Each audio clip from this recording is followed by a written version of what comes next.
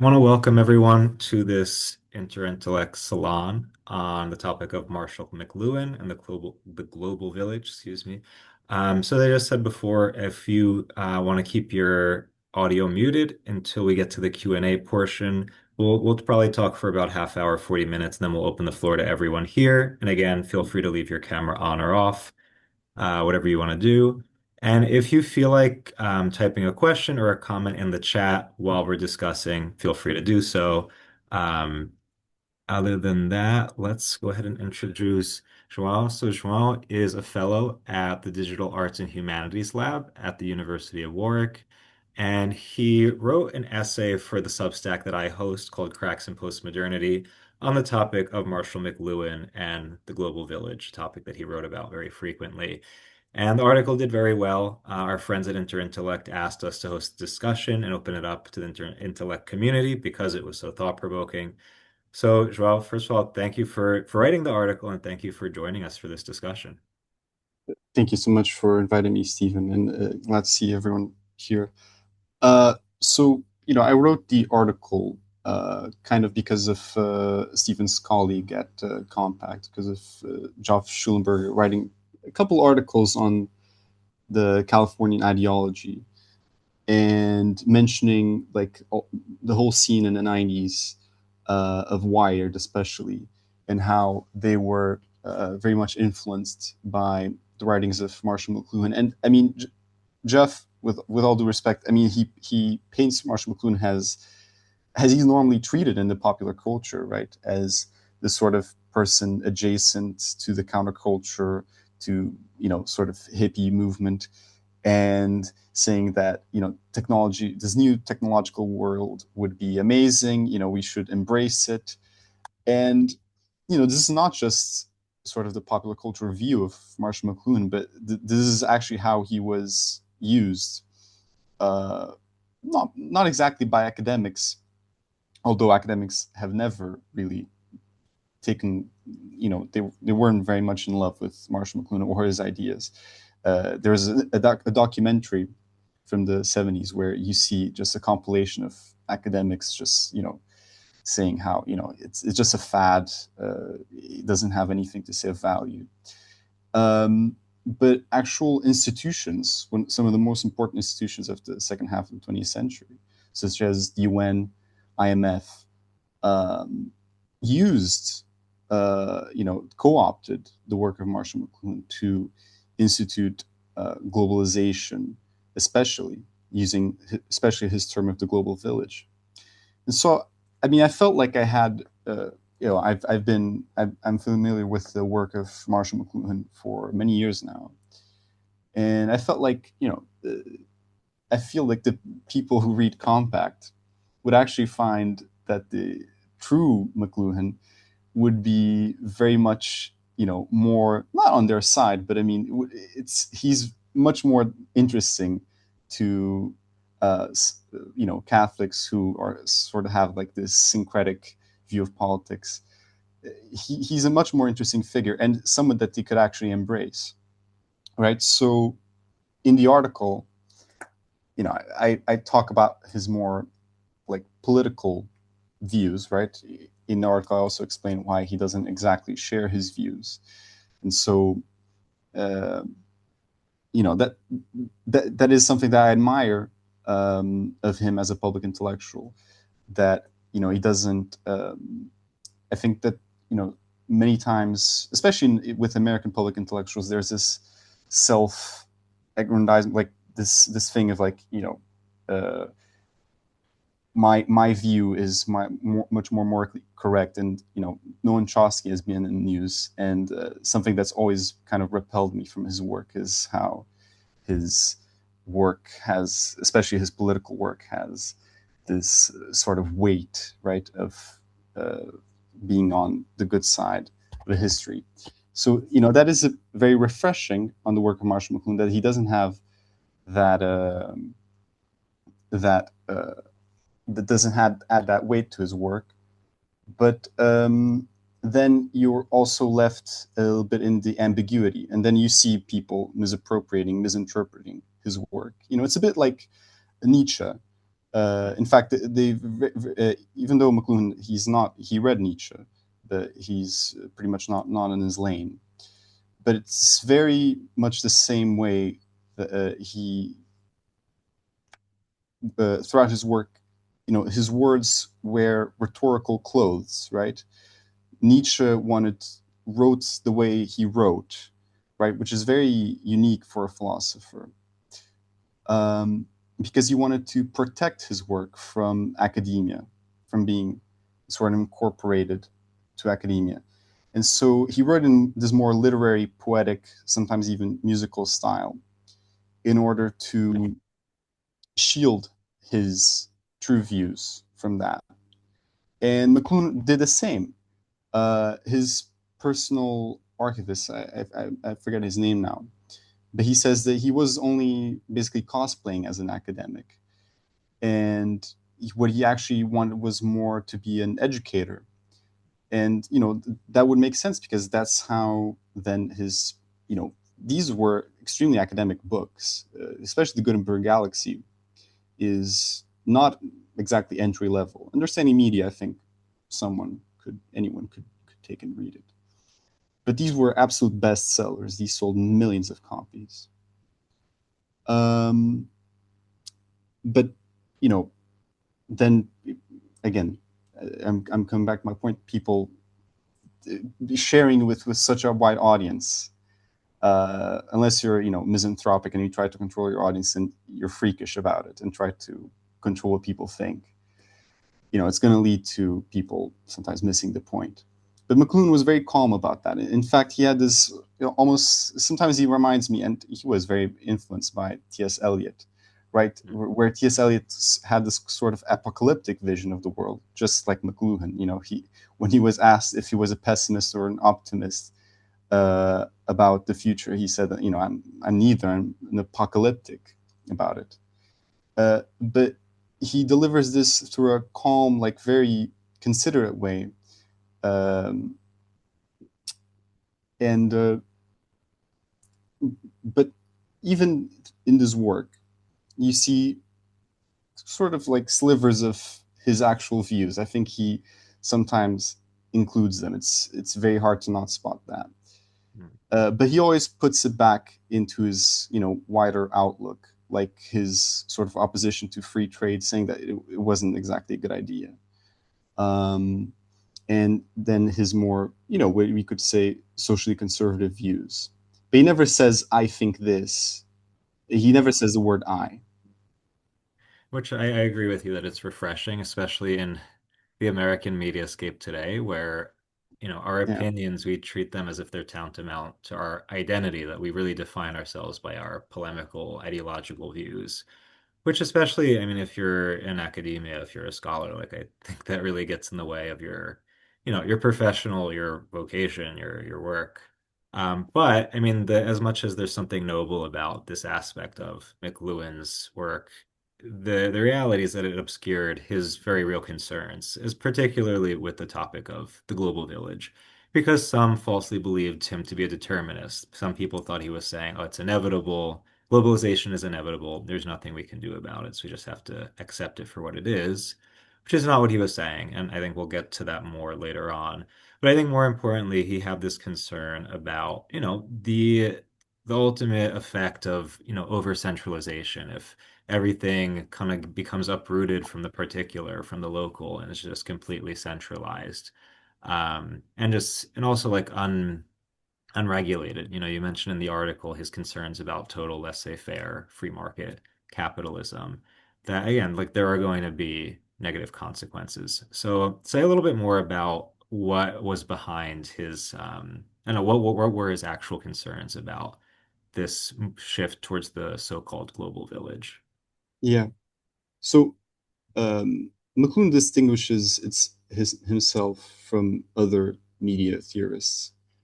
From, he didn't do his theories are not about communication, even though they're about media. They're not about communication. They're not about how message B goes from A to C. Hmm. They're He sees media as you know this thing that transforms people, right? You know, I every time I teach McLuhan or talk about McLuhan, I forbid myself from saying the medium is the message, because that's just a way for people to sort of give up thinking about it and just say, that's it. Um, I much prefer to say, that the media is the massage, right? It kind of transforms you. Um, and for McLuhan, his, he had a sort of view that he was more comfortable with. That's what he said. I would be more comfortable with a calmer, more, uh, uh, we could say, conservative life, right? Um, but he said, there were some things that it went. It wasn't just his point of view, that he saw it as, this is about humanity staying pretty much alive, or our societies, maintaining themselves and not reaching a point where, it's already too late.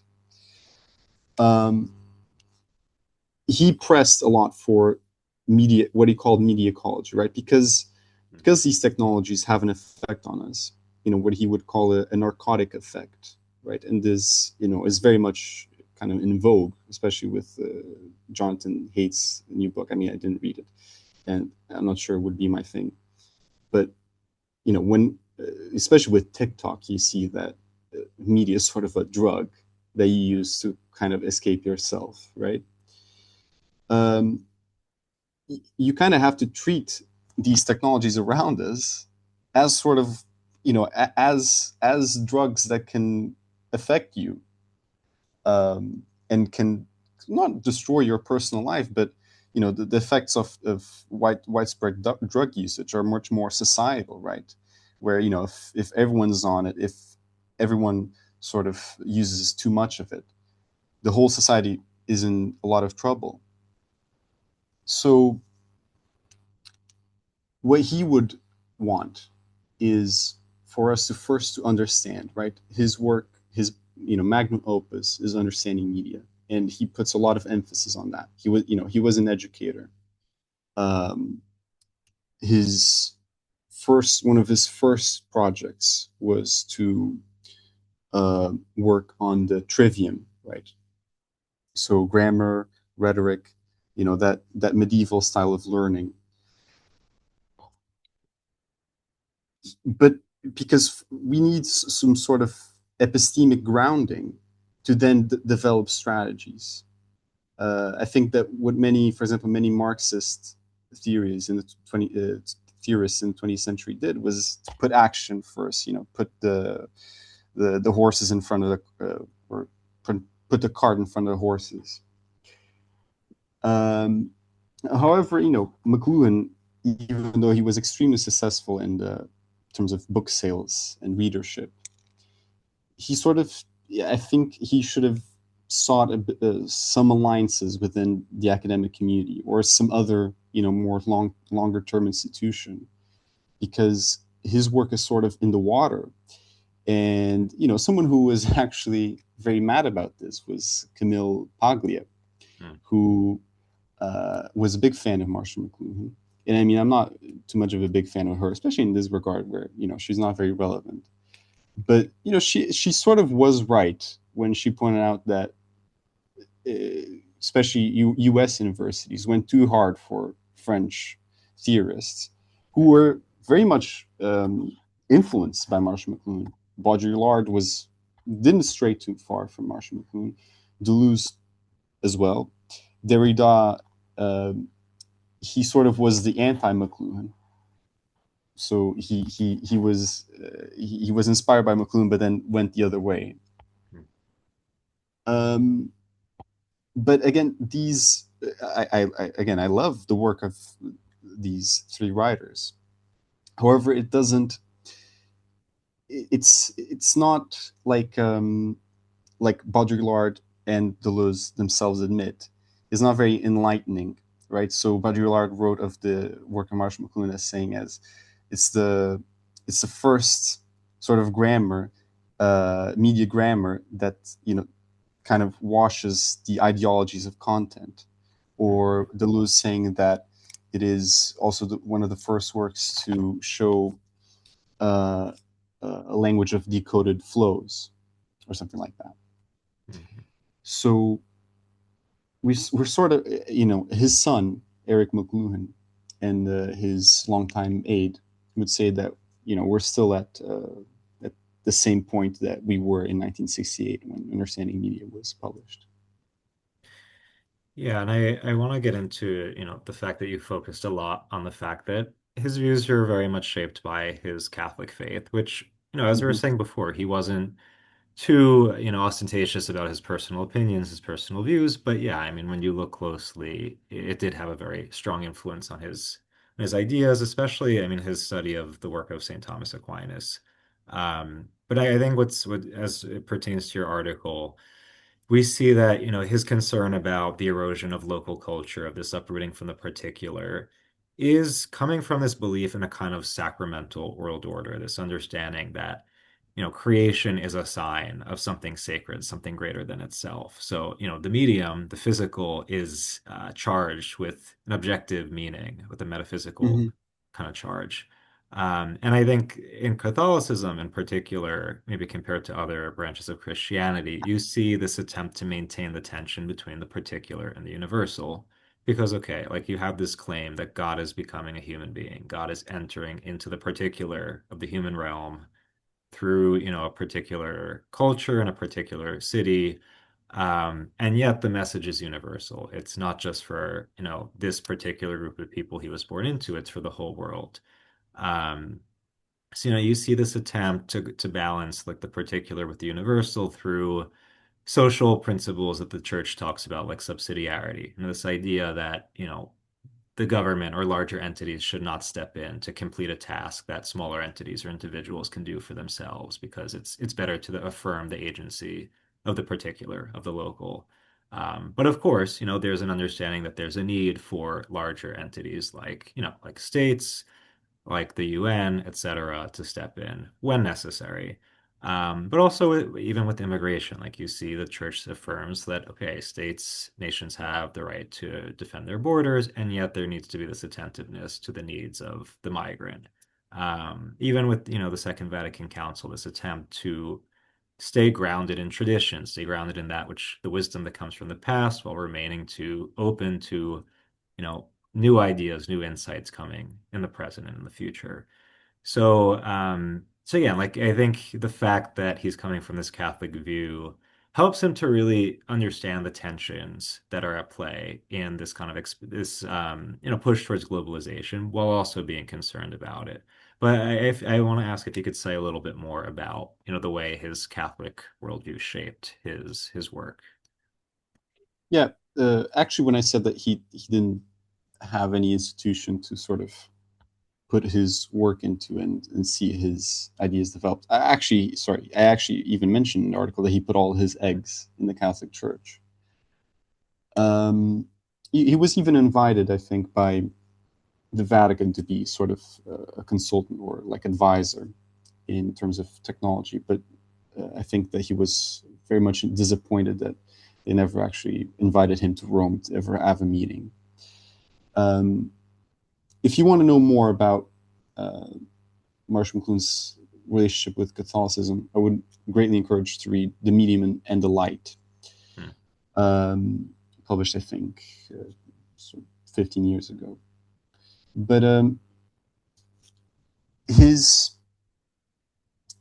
he was very sort of hurt um, by not only by the Catholic Church never taking an interest in his views, and in that book, The Medium and the Light, he talks about, I think in twice, or it's in two passages of that book, how he says that, actually my work, or sorry, my approach should be an approach that is should be sort of the main focus of theologians of the Catholic Church, but they're sort of not doing that, and they're not uh, sort of trying to grasp this new technological reality.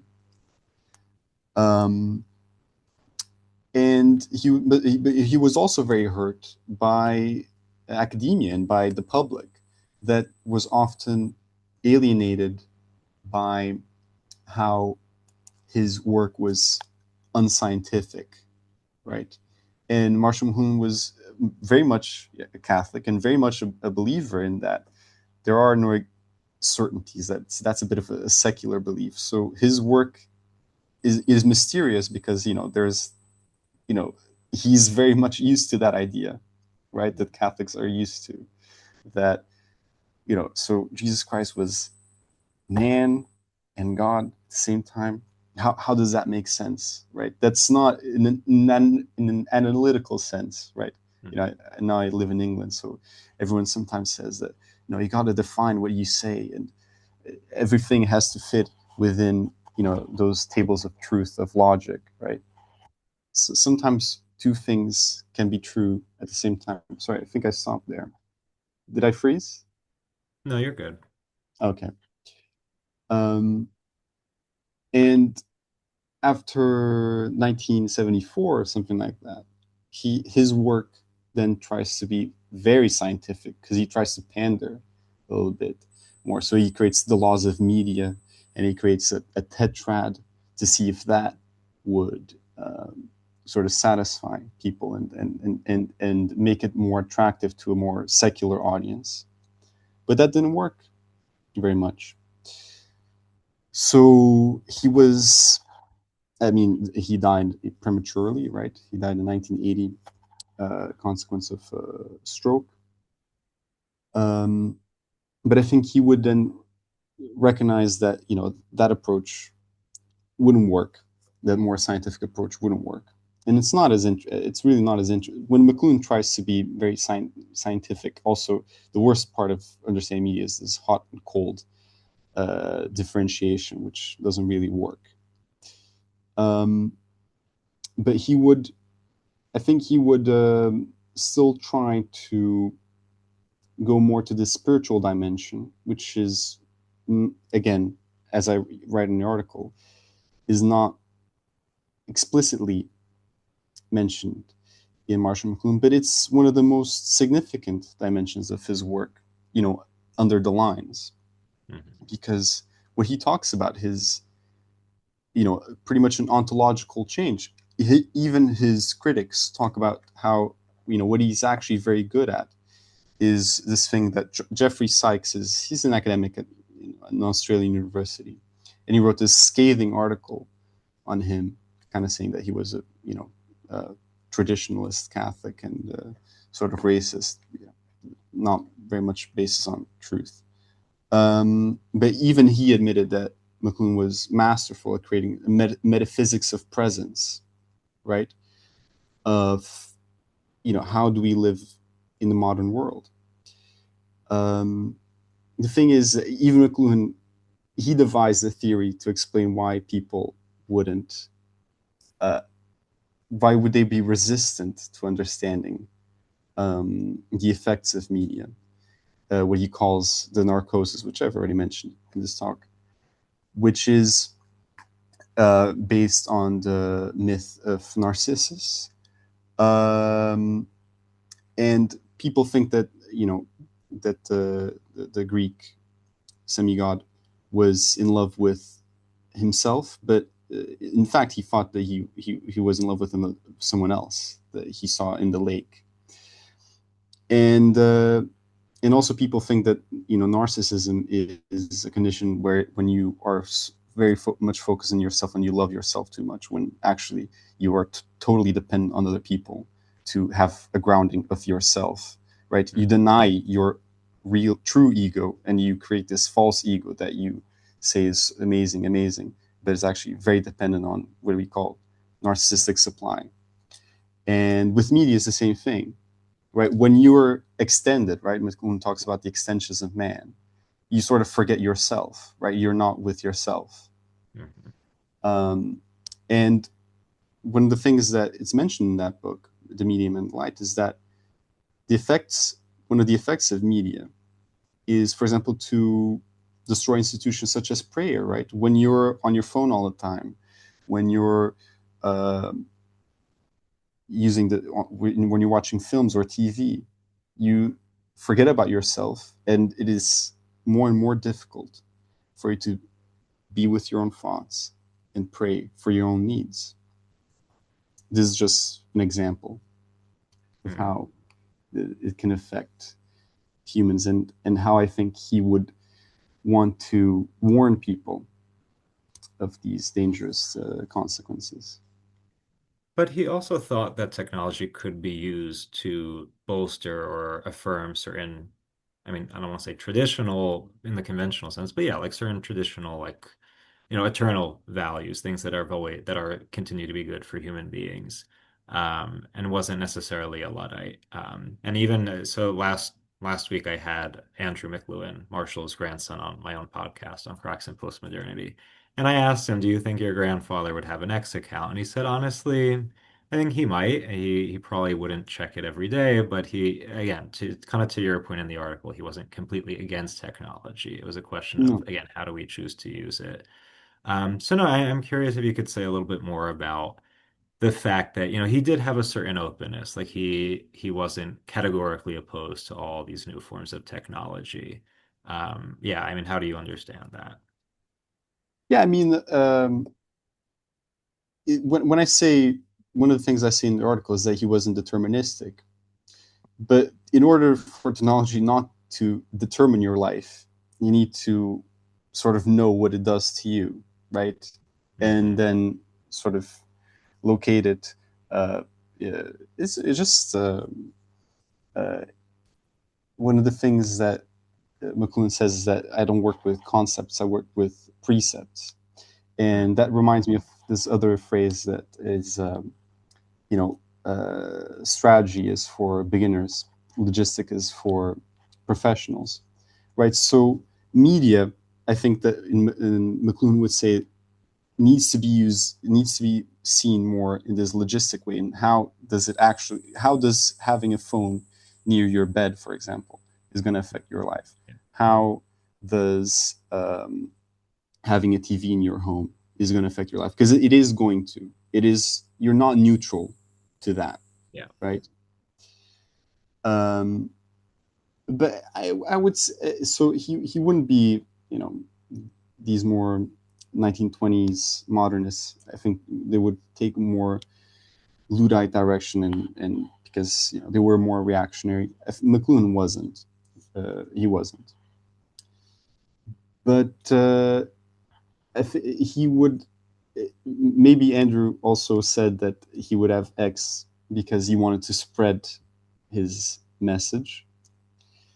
I don't think that he would have much love for the platform in and of itself. And it's just, I think that his state of peace with the technological world also came with his understanding that I psychologically also need to be at peace with the modern world, because he saw, for example, what happened to people like William Lewis, which he knew well, who were in this sort of revolt, right, against it, and that led to all sorts of things, including William Lewis flirting with fascism at the worst of times, right? So he knew that this explicit opposition to these things could lead to even more destruction than, well, this technological dynamic already brings in and of itself. Hmm. So, I mean, before we open the floor to people's questions, and again, you can either type your questions in the chat or you can unmute and share out loud.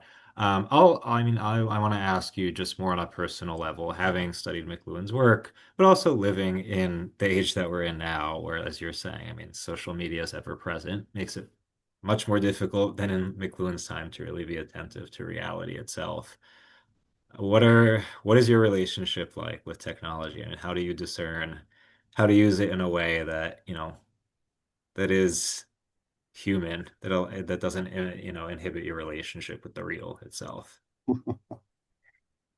Oh, I'm probably not the best example, uh, but you know, I wasn't expecting that question, but because recently I've been using technology to kind of escape some things I've Mhm. been going through. So, uh, but There was a technology that McLuhan loved actually, which was of the book, right?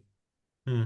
Okay. And Yeah. the book is a medium that, in his view, still sort of fractured yourself. So you were still extended, but that had this value that, uh, and he sees value in all kinds of mediums. He was a big fan in understanding media in the chapter on film. He, it just has good things to say about film. Um, but he really valued this civilization of the book, right? The Gutenberg galaxy. And he, I think he saw how it made us more human, right? McLuhan was a post-humanist. So he didn't have this, so he wasn't exactly an anti-humanist like Althusser that then was, Althusser was very deterministic, right, in his outlook. And so he thought that, you know media or states or these power structures will really dictate your whole life, and humanists sort of have this view that human spirit um, can sort of not succumb to these pressures and break free from any situation, put in very basic terms. And I think McLuhan had a more balanced view that, the human spirit depends on what is its environment, right? What is on the outside. Um, so yeah, books give me peace, and it is important to take care of this civilization of the book, which is, a bit under a threat, not to put it in a very political way, but it is. And in my personal life, actually, and this relates to my job, not to have this sort of naive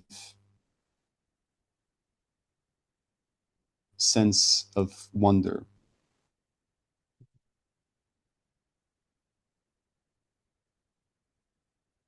I don't know if I'm frozen. Oh, Technologies, I think I'm where back now. it's important to maintain a critical. Am I back now? Wait, it's a little jumpy. Try now. Still frozen. Hmm. All right, I No, think I'm now I good can now. hear you. I think we're good. Okay, All right, sorry. so But you were saying, I was just saying that it relates to my job actually. How you need to maintain a critical outlook of technology, especially now with these AI technologies that are coming. Just do critical, and McLuhan's is a bit of a critical theory of technology.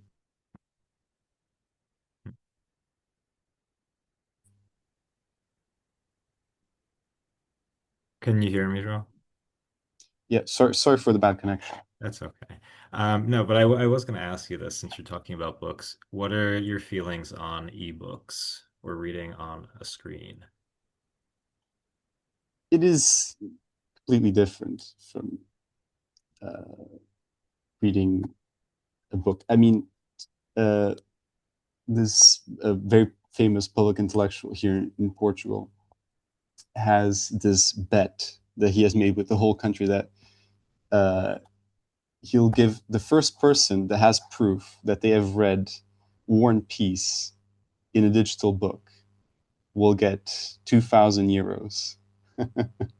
And Hmm. he has had this contest open for Oh, wow. almost 2 decades, and still no one has done it, right? Look, I mean, Kindle is different from reading a PDF on a tab on your computer, but it is, especially me, who is sort of really involved in the graphical production of books and zines and things like that. Um, it'll never replace it, and it's. I mean, I don't think it says good to make just an aesthetic and value judgment on it. Yeah. Hmm. All right, well, let's open the floor to questions. So if you would like to unmute and even if it's just a comment as well, or you could type something in the chat. But yeah, let's open the floor. Let's just start us off.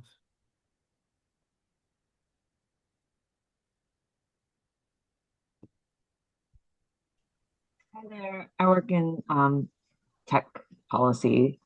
I'm Sabine, by the way. I'm not sure I fully understood all the points about McLuhan, so maybe I'll just start towards the end. Like I did, I mean, this wasn't even about McLuhan, but I didn't understand why no one could read War and Peace on an e-reader. I also, it seems like he's talking less about technology and more about media and essentially the media going against Catholicism. Um, I also didn't understand why Silicon Valley embraced him if he was so critical of technology.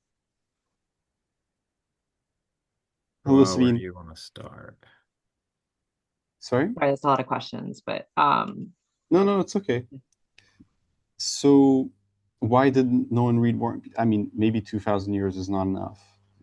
Uh, but I think it's because uh, with the screen wasn't made for concentration and for involvement. Uh, so so a Kindle doesn't count then, is what you're saying. no, I mean, I would have to ask him. I've never tried to go into the contest. I just know this, but but I Because think carrying around War and Peace is hard, right? Reading on a Kindle is so much better. I mean, I would yeah, massively disagree with like a lot of the things being said about like learning and understanding. I would say they're significantly better with technology, especially now with ChatGPT. Wait, yeah. can I just ask Sabine, do you read on a Kindle much? Yeah, every time actually I'm really struggling now to read books in paper because with a Kindle, when I highlight, it goes into my readwise. I then review it more. Interesting. I talk to my chat GPT about the book, especially if I have a digital copy. I can upload it to chat GPT and then discuss the book chapter by chapter after I've read it, of course. um but yeah, I basically get the intellectual stimulation of like, because reading something does not transmit knowledge, right? You have to kind of engage with the material. Um, and a Kindle also allows me to read it everywhere. I would not be able to carry around War and Peace on the New York subway. Um, so I just think my learning and education has gotten significantly better with technology. Yeah, That's not, uh, yeah, and media is different, right? Like media, we're talking about social media. It's like a different force. yeah. I think on the third chapter of Understanding Media, McLuhan cites a study that they did, where this was back in the '60s, where they gave like the same sort of like lecture, one through TV, one through like a teacher doing it on Blackboard, one through like just writing, and I think one by like just audio, just so radio. And and then did a class, and then these students had to do a class test on it. And the ones that were rated worse were the ones that were given the lecture by through like writing. So when I Which is talk the about, closest to a book. yeah, yeah, exactly, exactly. Um, but actually, the students, even though they did slightly better, the ones that they hated most was the blackboard. So they preferred to hear on the radio or watch it through TV. So when I talk about protecting the civilization of the book, it's not. We might be more efficient at capturing information, etc. But I think that McLuhan would say that we sort of lose an authenticity when we give into screens. Um, because this now I forget the name of the concept, uh, but the sort of flatness of the screen where your calendar, your email, your browser, your TV is all on the same screen. I guess with the Kindle is a bit different. It wasn't made for deep involvement with what you're doing. You're sort of uh, I mean, removing was it yourself. not? We all spend 8 hours a day at a screen. Hmm. Um, yeah, and like, a word or a sentence is a word or a sentence. The Greeks thought that writing would also decimate our memories. Yeah, Um, I guess, yeah, I don't know that yeah, I'm. and McLuhan. So one of his most important um, sort of ideas was that so before we were at the Gutenberg galaxy, but he says that we're now more in what he called acoustic space, which is more akin to the time of Socrates, right? So we're back to that. So our memories actually might improve, and our capture of information might actually improve because we don't need to write things anymore. Um, so he wouldn't be against any of what you're talking about. He would just say that there's something that we're losing that I think he would say that it is important, especially in terms of faith. Um, uh, Everyone, I think, you could find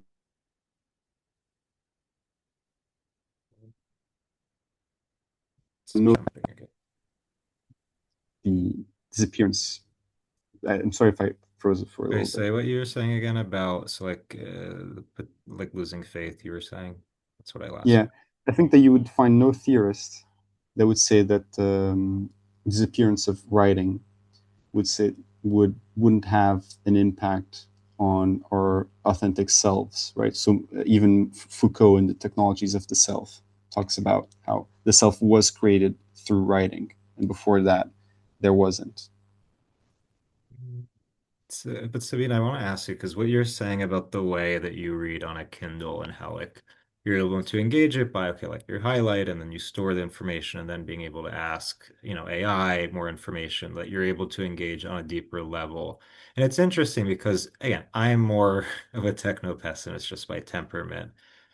Because I look at tools like AI, I look at these kind of digital platforms, and I'm like, oh, it's gonna like, and I look at my students who I teach in college, and I'm like, oh, it's gonna make them less inclined to engage a text or to engage certain concepts because I can just let, the AI think for me. But what you're saying is the opposite. It's like helping you to engage on a deeper level. So I'm like, what is it that makes someone take these tools, take these technologies and say, like, I want to use them to have a deeper relationship with this idea or the thing in front of me. You know what I'm saying? Well, I'll say something controversial. I think it's partly because colleges have failed us as a society. In college, there's very little theories of cognition and learning, right? So the idea is you read a book, you read a paper, you go to a lecture, and somehow that knowledge is transmitted.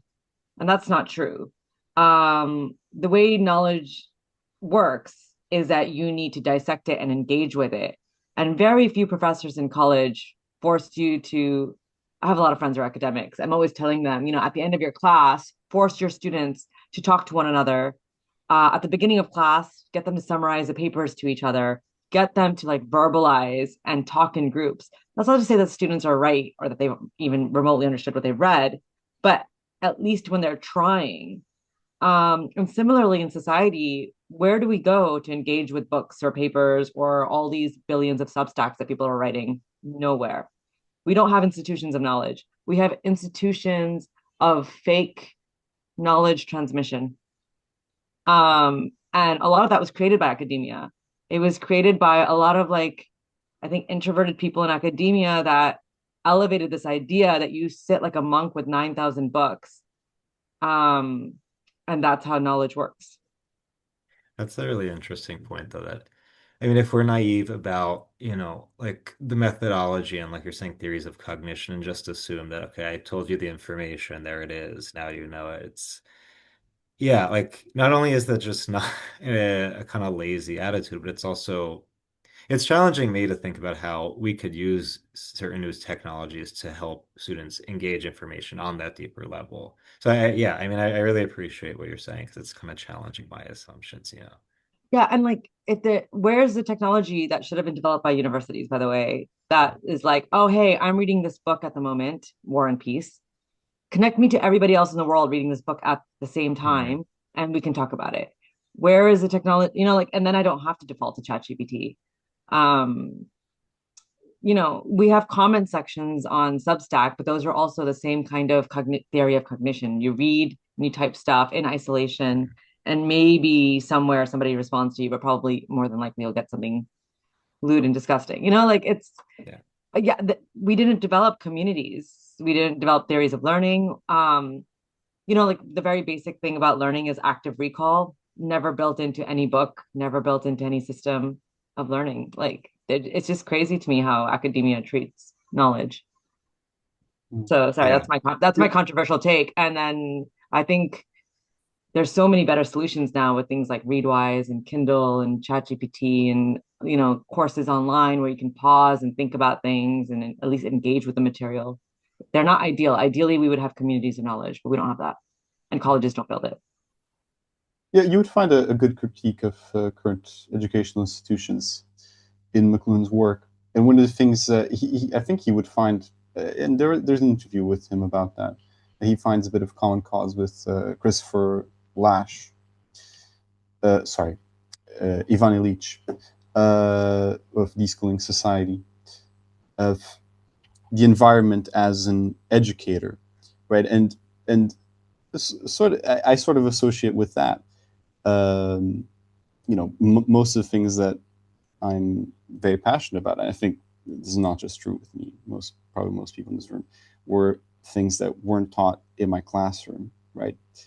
And McLuhan talks about how, knowledge in this sort of acoustic space, in this sort of post-literate society or civilization, knowledge would be sort of our leisure, right? And he talks about how the patterns of work are going to change and how we're going to all be sort of educators or educated as for this for entertainment, for our own entertainment, because And that's what and where are understanding those institutions? Our learning is. universities don't do it, right? So, like here in New York City, we have this like alternative university that a bunch of tech people have created. And why is that? Because the universities don't do anything to cater to anybody beyond the age of 22 for the mass part. So we've given all this public taxpayer money to these universities that are supposed to be our institutions of learning and save a few PhDs and like a few academics. They do nothing for the public when it comes to like creating these so-called areas of learning where we can all use learning as leisure. I would love that. It doesn't exist. I mean, that's a $1 million question. That many people, I know many people in England, here in Portugal, who are trying to do that. Gary Hall at Coventry University with Yeah, I the would say Center Europe for. is a little bit better. America's Yeah, abysmal when it comes to this. I mean, I don't know. The Intellect Salon seems to be a fine institution of sharing knowledge, or some magazines and some Substacks. I meant American universities, but like magazines and knowledge, like that's information produced. It's not communities of Hmm. knowledge. It can be if you want. It can be.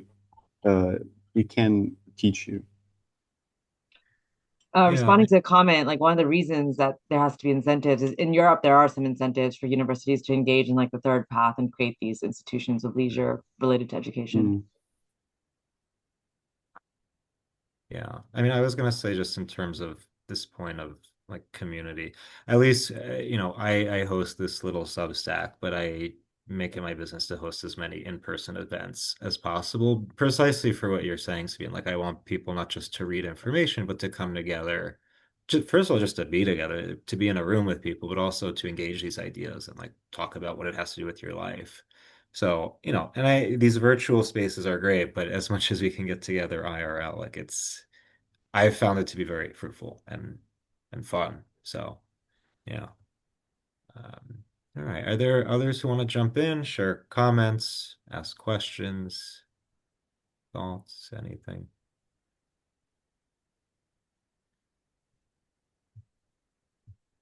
Hmm. And you can unmute or you could type in the chat. I have more questions, but I don't want to dominate.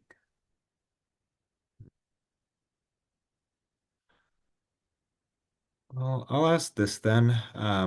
someone else wants to jump in. So, I mean, I think I put in the outline that I sent you, Joel, that yeah, I write a lot about Baudrillard's work, and you were saying that he definitely was influenced in some way by McLuhan, but I would say he's much more of a determinist. I think and also just much more pessimistic that he kind of thinks that, Mhm. everything's a simulation now, and it is what it is, and there's nothing you can do about it.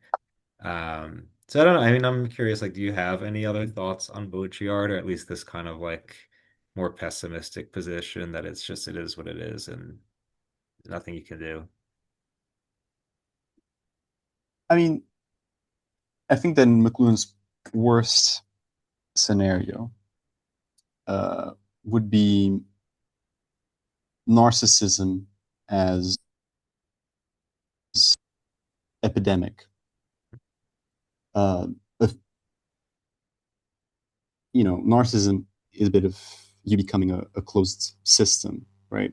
You being unable to relate to others as they truly are and relate even to yourself as you truly are, right? Everything becomes a means to something, right? So means, medium. I love these milieu. I love to always include these little pathways into a medium because that's what McLuhan really investigated. And when it reaches this point, I mean, and our societies are reaching a point where narcissism is becoming a serious social problem together with sociopathy, um, then it is very hard to do anything about our problems um, and see them as real, right? I think that Baudrillard could also say that the way that our societies are today is that we don't perceive events as they truly are, right? And we simply can't, even if we sometimes want. And McLuhan would, I think, this would figure in McLuhan's view of the apocalypse, which he sure believed in. Hmm, interesting. Okay. Relates Uh, to the work of Christopher Lasch, but it's ever tried to engage with. yeah, no, I have every time you bring up narcissism, I keep thinking of Lash. I think he's very pertinent. Um, all right. So, any others? Any other comments, questions before we wrap up? No. Okay. So, well, I want to thank everyone for joining us. And Joao, I want to thank you for writing that article and engaging us in this conversation. And if you are not a member of Interintellect, I strongly encourage everyone to join so you can participate in more of these kinds of salons. Also, I encourage you guys, if you're interested, to subscribe to Cracks in Postmodernity, which again is the Substack that I host, and it's where Joao published the article initially. I'll put it in the chat here in case anyone wants to follow us. There's a link. And yeah, and you can follow, I'm on X, like Marshall McLuhan might have been if you were still around. Joao, remind us where you are on socials. I'm just some Substack Just on with my Substack. own name, João Rui Faustino. All right, a little safer that way. But again, thank you all for joining us. Thank you.